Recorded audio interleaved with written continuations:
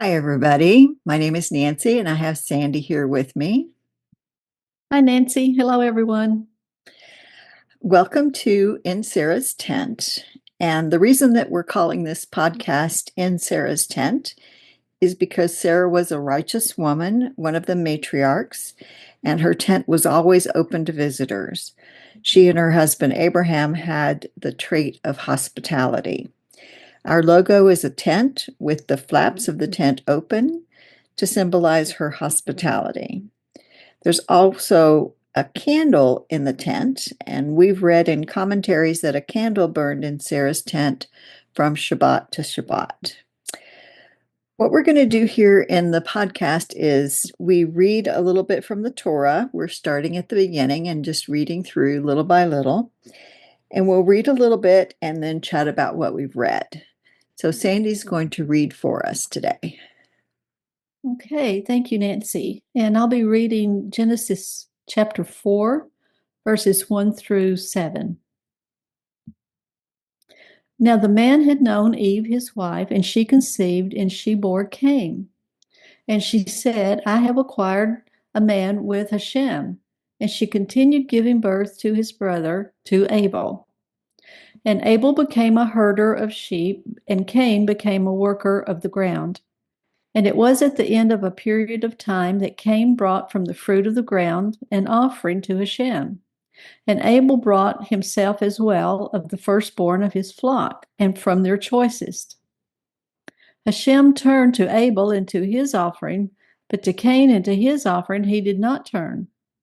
This angered Cain exceedingly, and his countenance fell. And Hashem said to Cain, Why are you angry, and why has your countenance fallen? Surely, if you can improve yourself, you will be forgiven. But if you do not improve yourself, at the door sin rests, and toward you is its desire, yet you can conquer it. Thanks, Sandy, for reading. So we've got a couple of new characters joining the stage here. We have the birth of the two sons, Cain and Abel. Yeah, there's been some commentary that maybe they were twins, maybe they were not. Don't know if we want to get into that, but might be an interesting thing to research later. Yes, because if you look, it says that she conceived once and then she gave birth and then she gave birth. So, yeah, it could have been twins, but whichever way it happened, Cain was the older one. He was born first. Yes. Yes. I have always, well, let's talk about their names because we've talked about names before and how important names are. Yes, they are. So Cain or Cain in Hebrew means acquisition.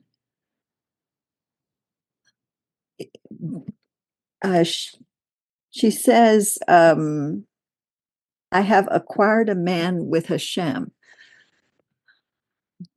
Do you have any sense as to what that might mean, that she acquired a man? Well, there is some commentary on it, and I'm going to read from our Humash.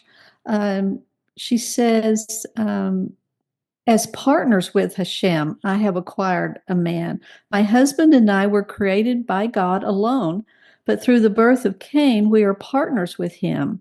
And Ramban says, this newborn man shall be my acquisition for the sake of God. And she dedicated her son to become the servant of God after she and Adam would die. So I think she's recognizing that maybe children come from God, that she acquired him from God, and that they were partners with God in creating this child. And I've heard rabbis today talk about that in the birth of a child, there are actually three. There's the man, the woman, and Hashem is partnering in that to bring this. We produce the physical part of it. Hashem produces the spiritual part and puts the soul in the body. So, to me, that might be one way to look at how she could say she had acquired this child from God or from Hashem. Excellent. But it's interesting that she doesn't give an explanation for Abel or Hevel's name. Yeah, that's interesting. Yeah. Hevel means a vapor or a breath or something unsubstantial or empty of meaning or consequence or even futility. It's the same word that's used in the famous Ecclesiastes uh, chapter 1, verse 2, where it says, vanity, vanity, all is vanity. That's the same Right. word, Yes. means that Mm. everything is futile. So that's a very sad name to It have is. for a child. It is. It's almost prophetic because, as we will, spoiler alert, uh, we will learn Abel did not have a long life. Yes. So, but Yes. we'll leave that for another time. But it is almost like his name was prophetic. Exactly. And it's very sad that he has that name, that it's he doesn't live very long. Another thing that I thought was interesting was that Cain was a farmer, a worker of the ground, which is the same job, the same occupation as his dad. Mm-hmm. But then Abel was a shepherd, which was something different, something um, new and unique. But yet, many, if not all, of the great men of, of the Torah are shepherds.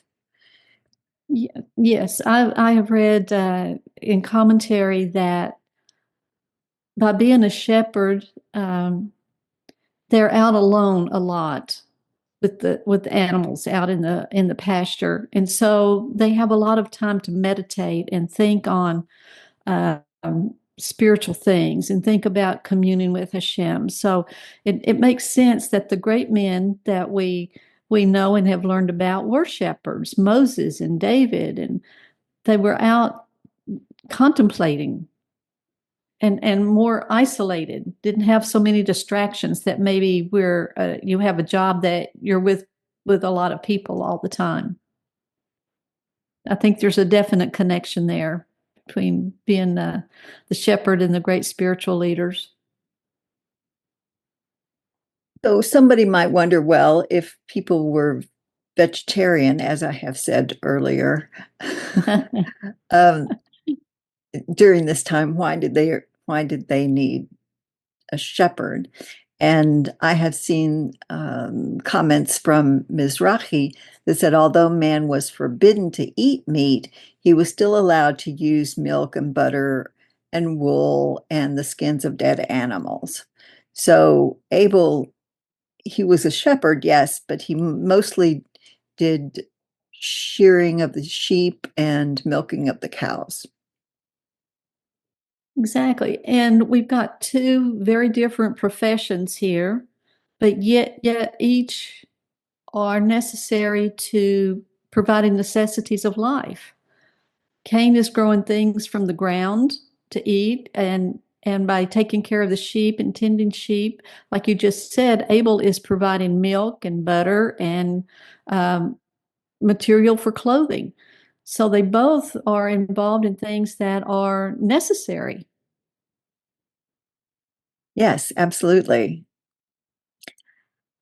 Now, then we come to the offering. Cain decides that he is going to give an offering to Hashem from the fruit of the ground. I wonder where he got the idea of giving an offering. I think I've heard a midrash that Adam taught them to give offerings. Have you heard that? I have not heard that, but that would, if you think about it, that would be the only way they would know, I would think, that they had to learn that from Adam. And maybe there's midrash commentary or something um, that was revealed to Adam from God that to bring these offerings. Actually, the word there, I was just looking at it, is minka. And we were talking about that just a couple of days ago. It's a gift. Minka is a gift. So we're bringing a gift. God has given to them the ability to grow the food and raise the animals, and now they're giving back a gift from the gift Yeah. back. Oh, yes. And I like the idea of thinking of it as a gift rather than an offering, or most times we hear it translated sacrifice. Yes. But the Yes. word there is minka. I like that. A gift from the gift. Yeah. So what? Well, later on, we'll learn with the Levites. The people tithed to the Levites. That then the Levites had to give a tithe of that. So they were given a tithe from the tithe. So we almost kind of see that here, given a gift from the gift. Yeah. Cool. So Cain gives a gift, and then Abel, the younger brother, decides to do the same thing. So he kind of like copies his brother. Maybe they both knew that they were supposed to, but Cain did it first, and then Abel says, "Oh, okay, I Yeah. should give a gift as well." Yes, exactly. I think I just noticed a phrase here, Nancy, in verse 3, and it was at the end of a period of time. I wonder what that means. I just spotted that. Haven't really thought about it. It just kind of jumped out at me right there that at the end of a period of time. Um, just off the top of your head, any thoughts on that? Maybe that's another thing we look at later. I have never noticed it, and I've never No. heard any of the rabbis talk about it. Very interesting. And actually, looking at the words again, the word there is yamim, days, at the end of days. Maybe maybe at the end at the evening, because isn't the minka offering in the afternoon? So maybe it was toward the end of the day. I don't know. I'm just kind of speculating here. Yeah, I don't know. In the afternoon, I don't know. Something we'll think about. We're getting quite a list of those think about things, aren't we? Yeah. We might need to do an episode of just follow-up answers to all of Follow-ups, our questions exactly. that we've asked. Follow-ups. Yes. We can hand this list over to Rabbi Wolbe and say, here, we need answers. But there is a difference between the two offerings. Yes, Cain offers the fruit of the ground, and it doesn't describe it any more than that. From the right. fruit of the ground. And then Abel provides the firstborn of his flock, the choicest. So he picks out the best of his flock and offers that to Hashem. Yes, and I'm wondering, I know we've heard other teachings that for some reason we think Cain brought the inferior offering, and maybe it's the way these words are presented here, that Abel brought the choicest and the best, the firstborn, rather than maybe say disparaging things against Cain's offering. He emphasizes the um, a better part of Abel's offering. Maybe it's we're seeing a little bit of, like we learned the other night about Lashon Hara. Maybe not speak bad against Cain, but emphasize the one that's better. Put the focus on that without disparaging Cain. Right, right. So instead of saying Cain brought inferior gift, Yeah. just said he brought fruit of the ground. Yeah. And then describe Abel, he brought the choicest of his flock. So yeah, but they brought what was representative of what they do.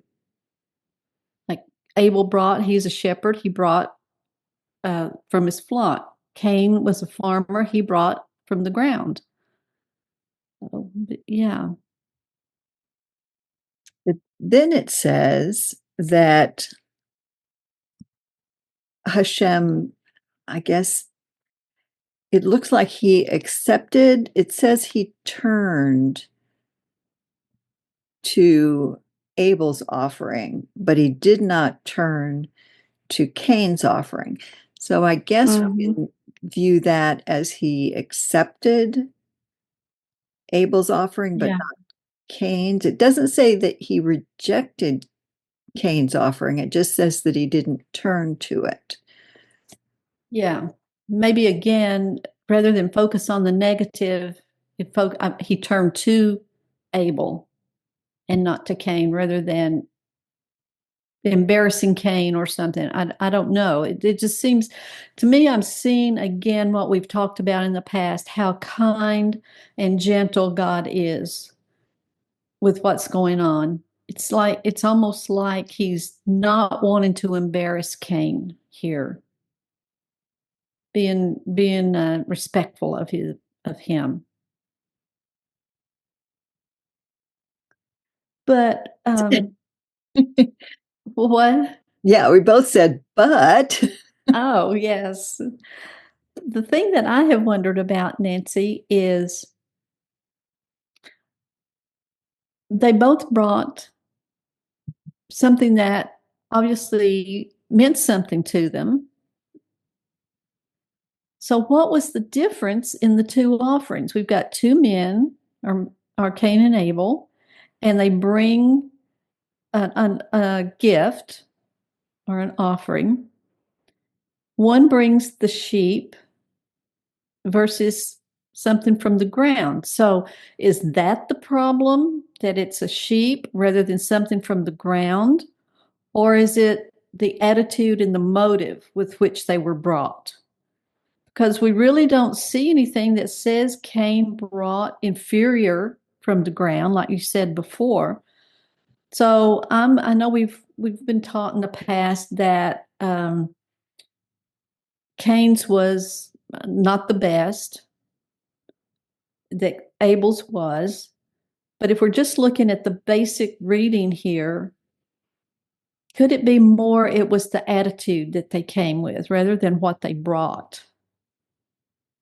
that's a good point.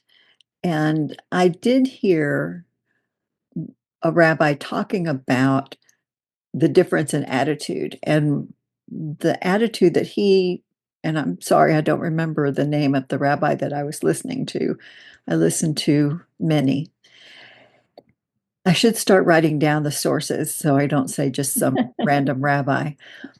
Um, but he was saying that because Cain was a farmer, he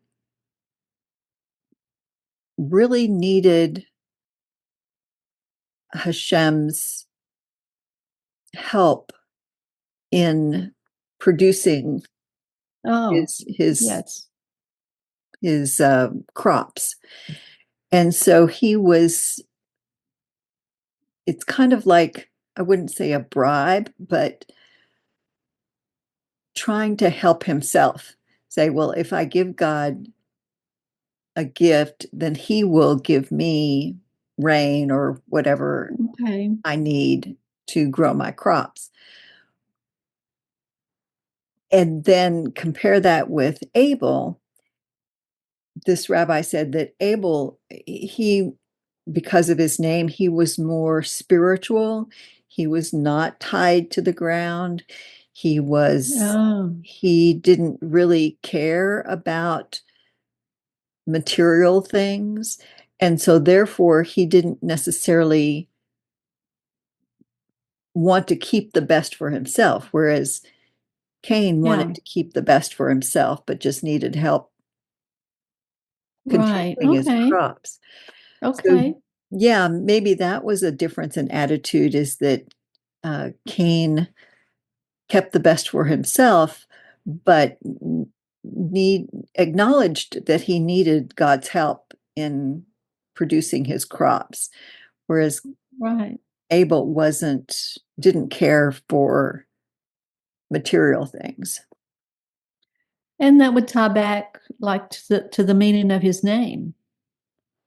A wisp. I forget all the different words you said. It was a wisp or something that's not here for very long or something like that. So that kind of fits with his name, that he wasn't that tied to um, this world, maybe. Right. Spiritual versus material or physical. Right, right. So they bring their offerings, and Hashem turns to Abel, but does not turn to Cain. So, Nancy, what's the reaction here? Cain's upset. Yeah. His face falls. That's literally what it says. Yes. His face fell. So, I can just imagine, you can visualize a person who's just distressed about something that's just happened, and their head goes down, and their face falls, basically. Yeah, and I can see it. Maybe he's excited about bringing something, or I'm bringing a gift. I'm bringing this offering, and he's expecting it to be received, and it isn't. And I can almost see like you're coming with a smile, and then suddenly that smile just fades away. Right. So I can't believe he didn't accept this. I can't believe this, you know. So yes, he becomes, it says he exceedingly angry, and his countenance fell. Um, so his reaction is not that out of line. If you He had to put some effort into this offering. I don't know what all would have been involved, but I had to get something out of the ground, and I don't know what all went into preparing it, and if they built an altar, and what all was involved. And it's not accepted. It just seems like a human reaction to be angry or disappointed. But I think we've got that little bit of jealousy in there also. Yes, because Cain was the first one to make the offer. So Yes. it's like, hey, my little brother came in and Stole look my at, thunder. yeah, I was the one this was my idea. He's Yeah. just a copycat. So yes, Yeah. I can see that a little bit of jealousy might be involved here. And Nancy, being angry and jealous, is there anything wrong with that? I mean, those are emotions that come from Hashem. We all have those emotions. We all get angry. There are times we've been jealous. So just the fact that he got angry um, and jealous, has he really done anything wrong at this point? Well, let's see what Hashem says about that. What So here we have another conversation. We had a conversation previously when Hashem talked to Adam and Chava, and now Hashem is talking to Cain. It doesn't ever say he talks to Abel, which I Oh, think is right. I had not thought of interesting. that. But Yeah. Hashem does talk to Cain. So what does he say? Says, why are you angry? And why is your countenance fallen? It's again like like you said, with Adam and Eve. He's given him an opportunity to say, I'm upset. Why Right. did this could have been and it's almost like a cliche, a learning moment, a learning opportunity. What did I do wrong, God? Mhm. What could I have done better? Uh, but Hashem has given him that opportunity to do that, just like he did with the woman and with Adam when he said, "Well, why are you hiding? Where are you?" Again, I love what you said a couple of weeks ago. It's not, he didn't do a gotcha moment. We still see the kindness and the love of Hashem here. Why are you angry? And he knows. He knows. He's given him the opportunity to say, you rejected my offering, but you accepted my brother's. Yeah. So he's God has just given him the opportunity to talk about it, but what does he do? Cain doesn't respond. We don't have any response, which I think is interesting. Yeah. But Hashem does give some advice. Yes, he does. So, like you said, there's no accusations, there's no criticisms, but there is a warning. God warns him of what can happen if he continues in this jealousy and in this anger. He says, if you'll improve, just improve yourself. It's in verse 7. If you will improve yourself, you will be forgiven. There's the remedy. But if you don't, there's a warning. There's a warning here. If you continue with this anger and this jealousy, sin is waiting to have you. It's almost like he's saying you haven't sinned yet, but if you continue down this road, sin is waiting for you. It's crouching at your door and it desires to have you. Now, I do have a name of a rabbi. Okay. I remembered this one. Okay. Rabbi David Foreman says that a person's passion and drive are not inherently evil. So, like you Yeah, said, our emotions are not good or bad, they're just emotions as long exactly. as they're controlled. And this Yes. is God's admonition to Cain, yet you can conquer it. Yeah. So Hashem is not rejecting Cain, he's inviting him to improve.